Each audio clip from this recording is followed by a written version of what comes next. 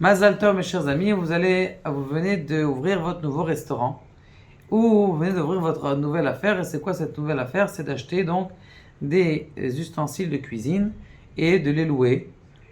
Kiloutou, je sais pas moi, quelqu'un qui vend des ustensiles de cuisine à tous les catering, à tous les traiteurs qui sont juifs. Maintenant, la question qui se pose, est-ce que on a besoin de les tremper au mikvé? Bien sûr. Comment on ne va pas tremper au mikvé? Il a le hercher du badatz. On ne va pas les tremper au mikvé. Il y a un chidouche qui a été donné par le Rav Ovadia Yosef. Il dit quelque chose d'extraordinaire. Il dit, quand est-ce qu'on a dit qu'on doit tremper nos ustensiles? C'est quand on veut manger dans cet ustensile. Donc ils vont manger. Il dit non. Moi, en vérité, quand est-ce que j'achète ces assiettes?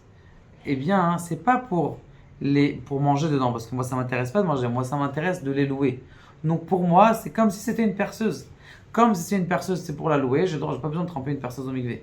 Donc la même chose, ces ustensiles-là, ils ont pas, selon le Rav Ovadia, on n'a pas besoin de les tremper, même s'il va les louer à des catering qui sont religieux, des catering qui sont cachers. Là, l'ustensile est encore cacher. Pourquoi?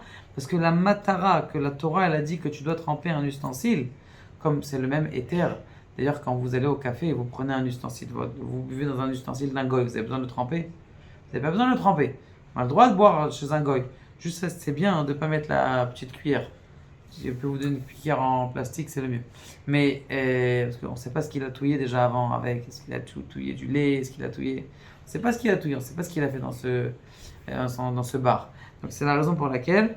Et là aussi, du fait que cet ustensile, c'est pas un ustensile qui m'appartient pour manger, c'est un ustensile qui est là pour uniquement le business, alors on n'a pas besoin de les tremper. C'est la même halakha pour les restaurants, pour ce qu'on vient de dire, celui qui loue et toutes les choses qui sont commerciales. Baruch Adonai,